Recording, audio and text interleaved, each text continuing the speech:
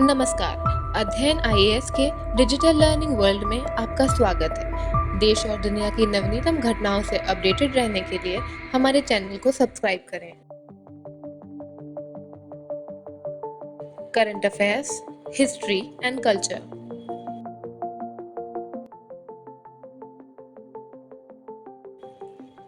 भारत पर्व। पर्यटन मंत्रालय 23 जनवरी से 31 जनवरी तक वार्षिक कार्यक्रम भारत पर्व का आयोजन करेगा।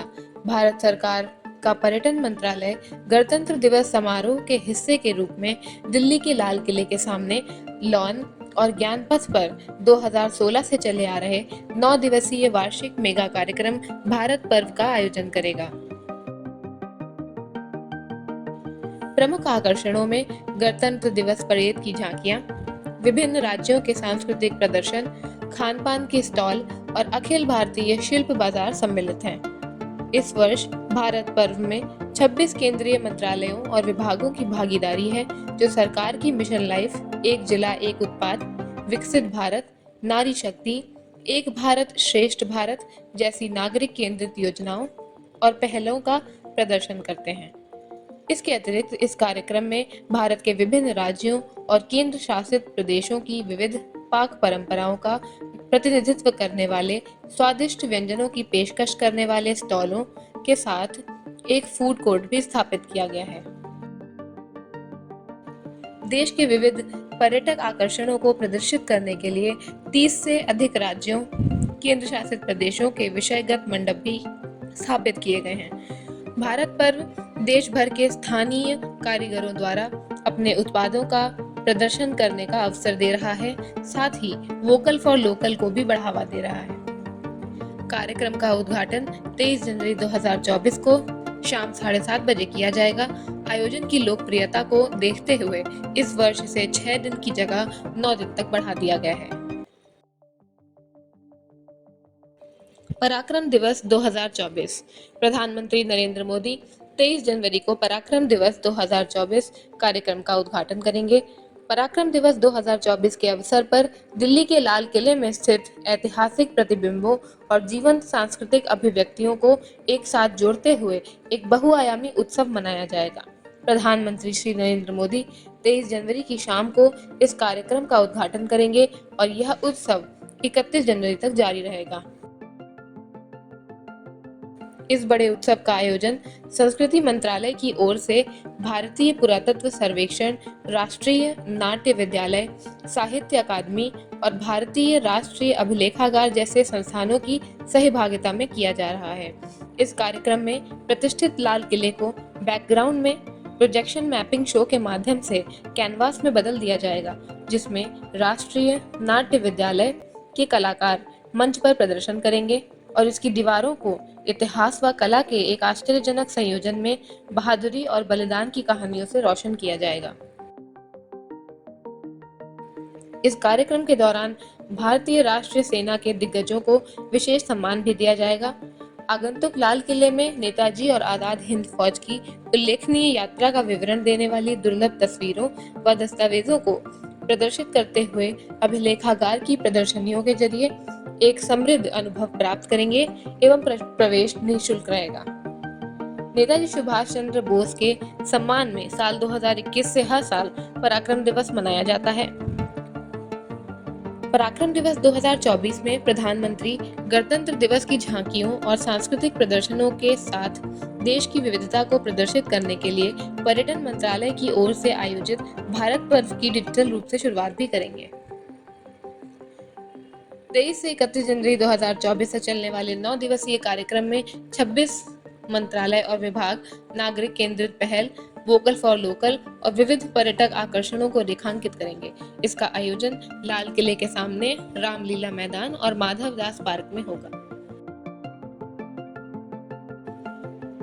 एक झलक मुख्य खबरों पर। 3 बार पद्म पुरस्कार विजेता हिंदुस्तानी शास्त्रीय गायिका और स्कॉलर प्रभा अत्रे का 13 जनवरी 2024 को 92 वर्ष की आयु में पुणे में निधन हो गया।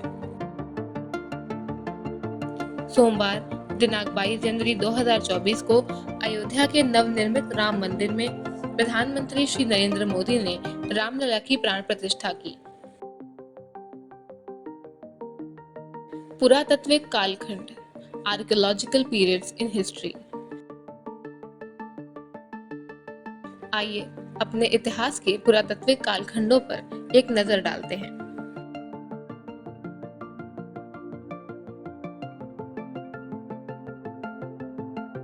प्रागैतिहासिक काल। प्रागैतिहासिक काल को मुख्य रूप से पाषाण काल के नाम से जाना जाता है, क्योंकि इस काल में पाषाण उपकरणों की प्रधानता थी। विद्वानों ने प्रागैतिहासिक काल को पाषाण उपकरणों की उपस्थिति के आधार पर 3 खंडों में विभक्त किया है। ये 3 खंड हैं पुरा पाषाण काल, मध्य पाषाण काल एवं नव पाषाण काल। पुरा पाषाण काल, पैलियोलिथिक, 25 लाख ईसा पूर्व से 10,000 ईसा पूर्व। इतिहास के इस कालखंड में मानव एक शिकारी व खाद्य संग्राहक के रूप में अपना जीवन व्यतीत करता था। इस दौर में मानव को पशुपालन व कृषि का ज्ञान नहीं था। इतिहास के इस समय में मानव आग से परिचित तो था, लेकिन वह इसका समुचित उपयोग करना नहीं जानता था। अपनी गतिविधियों के संचालन के लिए मानव इस दौरान अनेक प्रकार के पाषाण उपकरणों का प्रयोग करता था। इन उपकरणों के आधार पर इतिहासकारों ने पुरा पाषाण काल को 3 कालखंडों में विभाजित किया है। निम्न पुरा पाषाण काल, मध्य पुरा पाषाण काल एवं उच्च पुरा पाषाण काल। निम्न पुरा पाषाण काल, पाषाण उपकरणों के निर्माण में क्वार्टजाइट पत्थर और बटिकाश्म का उपयोग होता था। बटिकाश्म पत्थर के ऐसे टुकड़े होते थे जो पानी के बहाव से रगड़ खाकर गोल मटोल व सपाट हो जाते थे। इस काल के प्रमुख स्थल हैं वर्तमान पाकिस्तान में स्थित सोहन नदी घाटी, कश्मीर, राजस्थान का थार रेगिस्तान, मध्य प्रदेश की नर्मदा नदी घाटी में स्थित भीमबेटका, हथनौरा, उत्तर प्रदेश की मिर्जापुर स्थित बेलन घाटी, तमिलनाडु में पल्लवरम, अतिरपक्कम, आंध्र प्रदेश में कुर्नूल, नागार्जुन कोंडा, कर्नाटक में ईसामपुर। मध्य पुरा पाषाण काल, पाषाण उपकरणों के निर्माण में जैस्पर और चर्ट नामक पत्थरों का उपयोग होता था एवं इस दौर में उपकरणों का आकार छोटा हो गया था। इस काल के प्रमुख स्थल महाराष्ट्र स्थित नेवासा, उत्तर प्रदेश स्थित चकिया व सिंगरौली, झारखंड स्थित सिंहभूम व पलामू, गुजरात स्थित सौराष्ट्र क्षेत्र, मध्य प्रदेश स्थित भीमबेटका की गुफाएं, राजस्थान स्थित बेड़च, कादमली, पुष्कर क्षेत्र एवं थार का रेगिस्तान। उच्च पुरा पाषाण काल, पाषाण उपकरणों के निर्माण में जैस्पर, चर्ट, फ्लिंट आदि पत्थरों का उपयोग इस काल में होता था। इस दौर में निर्मित उपकरण और अधिक छोटे थे। इस काल के प्रमुख स्थल हैं महाराष्ट्र स्थित इनामगांव व पटने, आंध्र प्रदेश स्थित कुर्नूल, नागार्जुन कोंडा व रेनीगुंटा, मध्य प्रदेश स्थित भीमबेटका, कर्नाटक स्थित शोरापुर दोआब, राजस्थान स्थित बूढ़ा पुष्कर, उत्तर प्रदेश स्थित लोहंदा नाला एवं बेलन घाटी। मध्य पाषाण काल, मेसोलिथिक, 10,000 ईसा पूर्व से 4,000 ईसा पूर्व। मध्य पाषाण शब्द का प्रयोग सर्वप्रथम होडर माइकल वेस्ट्रूप द्वारा किया गया था। इस काल में मनुष्य द्वारा पशुपालन की शुरुआत देखने को मिली। पाषाण उपकरणों का आकार इस काल में और अधिक छोटा होता गया। गुजरात स्थित लांगनाज व रतनपुर, कर्नाटक स्थित संगड़कल्लू, आंध्र प्रदेश स्थित नागार्जुन कोंडा, पश्चिम बंगाल स्थित बीरभानपुर, मध्य प्रदेश स्थित भीमबेटका एवं आदमगढ़, तमिलनाडु स्थित टेरी समूह, उत्तर प्रदेश स्थित मोरहाना पहाड़, लेखैया, चौपानी मांडो इत्यादि मध्य पाषाण काल से संबंधित प्रमुख स्थल हैं। नवपाषाण काल, नियोलिथिक, 4,000 ईसा पूर्व से 1,000 ईसा पूर्व। कृषि की विधिवत तरीके से शुरुआत नवपाषाण काल में हुई। नवपाषाण शब्द का प्रयोग सबसे पहले जॉन लुबॉक ने किया।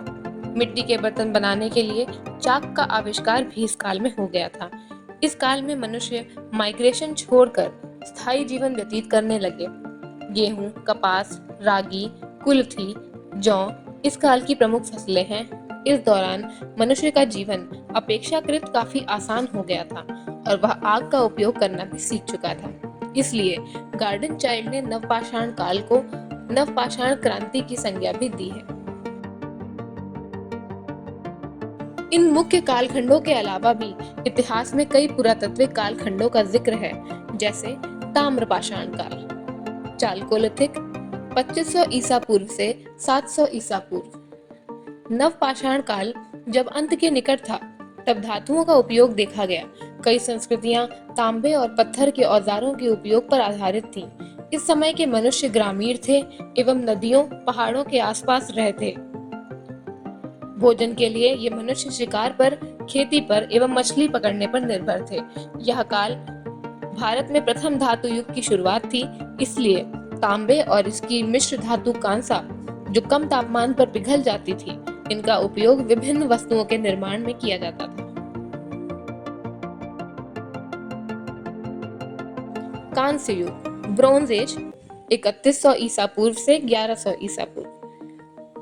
कांस्य युग उस काल को कहते हैं जिसमें मनुष्य ने तांबे तथा उसकी रांगे के साथ मिश्रित धातु कांसे का इस्तेमाल किया। इतिहास में यह युग पाषाण युग तथा लौह युग के बीच में पड़ता है। पाषाण युग में मनुष्य की किसी भी धातु का खनन कर पाने की असमर्थता थी। कांस्य युग में लोहे की खोज नहीं हो पाई थी और लौह युग में तांबा, कांसा और लोहे के अलावा मनुष्य कुछ अन्य ठोस धातुओं की खोज तथा उनका उपयोग करना भी सीख गया था। कांस्य युग की विशेषता यह है कि मनुष्य शहरी सभ्यताओं में बसने लगा और इसी कारण से विश्व की कई जगहों में पौराणिक सभ्यताओं का विकास हुआ। इस युग की एक और खास बात यह है कि विभिन्न सभ्यताओं में अलग अलग लिपियों का विकास हुआ, जिनकी मदद से आज के पुरातत्व शास्त्रियों को उस युग के बारे में महत्वपूर्ण तथ्य हासिल होते हैं। मेसोपोटामिया की सुमेरियन, भारत की मोहनजोदड़ो और हड़प्पा कांस्य युग के प्रमुख स्थल हैं। लौह युग, आयरन एज 1100 ईसा पूर्व से 500 ईसा पूर्व। लौह युग मानव इतिहास के उस काल को संदर्भित करता है जब विभिन्न प्रयोजनों के लिए प्रमुख धातु के रूप में लोहे ने कांस्य का स्थान लेना शुरू कर दिया था। लौह युग में लोहे की तकनीक और धातु कर्म ज्ञान में प्रगति देखी गई, जिससे मजबूत और अधिक बहुमुखी उपकरणों और हथियारों का उत्पादन संभव हो सका। इसके अतिरिक्त लोहे के स्थायित्व और बहुमुखी प्रतिभा ने जटिल कलाकृति और सजावटी वस्तुओं के निर्माण को सक्षम बनाया, जिसने एक समृद्ध सांस्कृतिक विरासत की नींव रखी। आद्य इतिहास, प्रोटो हिस्ट्री 1500 ईसा पूर्व से 500 ईसा पूर्व। आद्य इतिहास, जिसके अंतर्गत सिंधु सभ्यता और वैदिक काल भी आ जाता है, उस समय की बात है जब लिपि व अक्षर लोगों को ज्ञात थे, लेकिन आज के समय में हम लोग उसे डिकोड नहीं कर पाए। ऐतिहासिक काल, ऐतिहासिक काल 500 ईसा पूर्व के बाद का काल उस काल को कहा जाता है जिसमें लेखन के साक्ष्य मिले, जिन्होंने भाषा के एग्जिस्टेंस का प्रूफ दिया और उन्हें पढ़ा भी जा सका। अर्थात इस काल में पुरातात्विक साक्ष्य एवं लिखित साक्ष्य दोनों मिले और पढ़े भी गए। अध्ययन आइए से जुड़े रहने के लिए हमारे चैनल को सब्सक्राइब करें। इस वीडियो में हमारे साथ बने रहने के लिए आपका बहुत धन्यवाद।